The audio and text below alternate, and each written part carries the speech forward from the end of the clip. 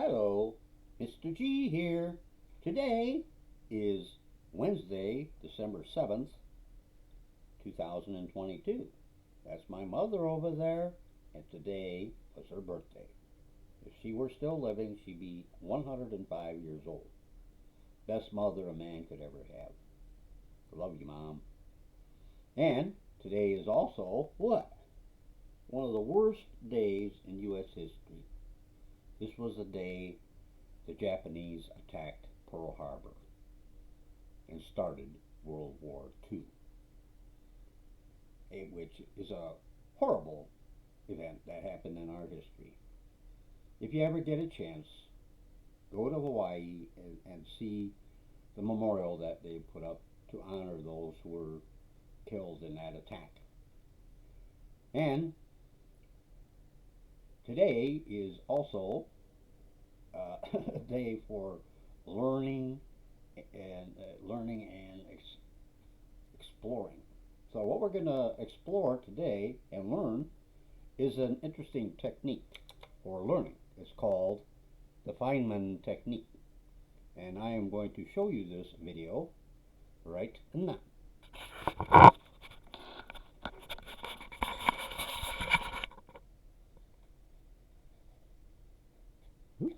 There we go.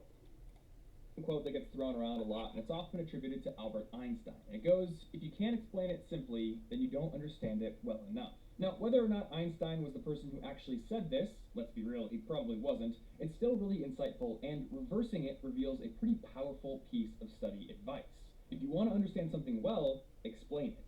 Now, this idea is something I touched on briefly back in my video summary of the Study Less, Study Smart lecture by Dr. Marty Lobdell, because in that lecture he talked about one of the most effective study techniques being to teach what you're learning to someone else. So in this video, I want to dig deeper into that idea and share with you a step-by-step process for doing this, which has been called the Feynman Technique. Now, this technique is named after the physicist Richard Feynman, who was, in his own right, a great scientist. In fact, back in 1965, he won a Nobel Prize for his work in quantum electrodynamics, which is something I had to practice saying a couple of different times, and he contributed to science in a number of different ways, including the development of what are called the Feynman diagrams, which are basically graphical representations of the math behind how subatomic particles work. But in addition to being a great scientist, he was also a great teacher and a great explainer. And in fact, one of his nicknames was the Great Explainer, because he was able to boil down incredibly complex concepts and put them in simple language that other people could understand. And that's why he's one of those great scientists who is also known as a very good teacher. And in fact, even in his own learning, Feynman was famous for tirelessly working through equations until the concept he was wrangling with was intuitively easy to understand in his mind. So that's why this technique is named after him, but you don't have to be a physicist or you don't have to be working on math or science problems to use this technique, because explaining a concept works to improve your understanding of that concept in basically any area, be it history or be it math or be it web development, doesn't matter. And it also works for multiple different purposes. If you're shaky on a concept and you want to quickly improve your understanding, you can use it. But if you already have a pretty confident grasp of a subject, and say you've got a test coming up soon, you can also use it to test your understanding and challenge your assumptions. As Feynman himself said, the first principle is that you must not fool yourself, and you are the easiest person to fool. The ultimate way to ensure that you actually understand all the little nitty-gritty details of a concept in your head is to explain it to someone else, or to at least pretend you're doing so. And that is the crux of the Feynman technique. So let's get into it. It's a process of 4 steps, and the first step is to simply get out a piece of paper and write the name of the technique down at the top. And in the example I filmed here, we're going to use the Pythagorean theorem because it is simple and it won't get in the way of the actual steps we're going to go through. Step 2 is to explain the concept and to do it in simple, plain English, or French, or really whatever language you happen to speak. The idea here is to do it in a way that's easy to understand, as if you were teaching someone else. And don't just settle with defining the concept either. Also work through examples and make sure that you're able to use the concept in practice as well. For step 3, identify any of the areas that you're shaky on after your explanation, or identify areas that you got stuck on which halted your explanation, and go back to the source material or go back to your notes or work through examples until your understanding of these sub areas is just as solid as all of the other areas. And finally, step 4 is to look at your explanation and try to identify any areas where you've resorted to using technical terms or convoluted language, and then challenge yourself to break down those terms and explain them in simplified, easy to understand words. Remember, the key here is simplicity. The act of explaining a topic as if you were teaching it to somebody who didn't have the same base assumptions and base knowledge that you have is the ultimate test of your own knowledge in that subject. And that's pretty much it. That's all there is to the Feynman technique. Now, using this technique is incredibly helpful because it, number one, helps you to quickly overview the concept and see where your knowledge is solid, but number two, it helps you to instantly pinpoint the areas where you're shaky and where you need to do extra work. And that makes this technique a great first step in reviewing a concept because it's very efficient and it helps you waste less time.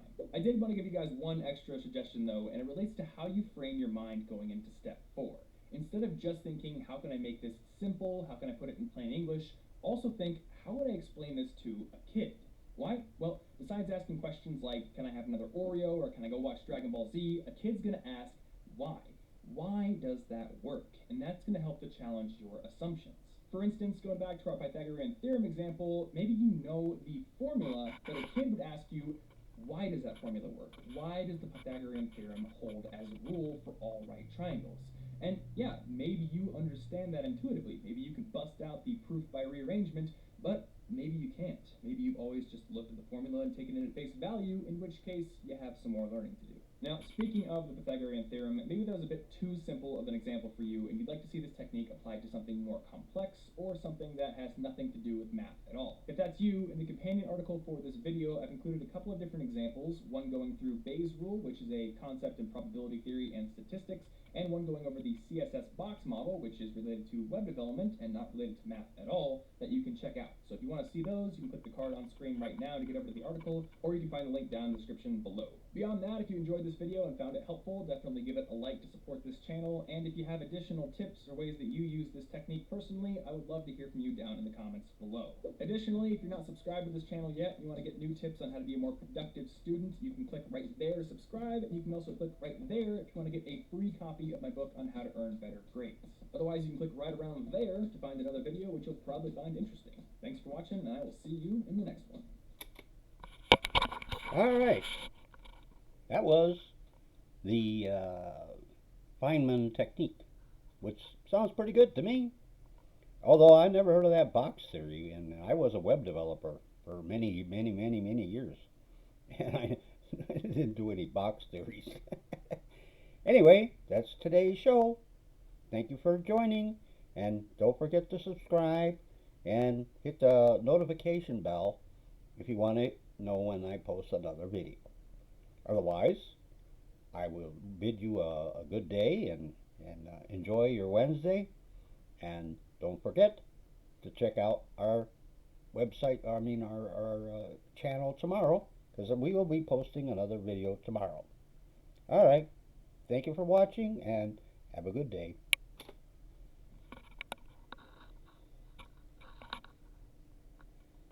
I'm going to be sharing with you some of my favorite strategies and states to be able to... I gotta watch this too. No, I ain't gonna get copyrighted on this one.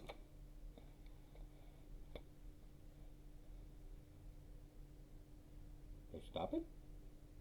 Oh, shoot.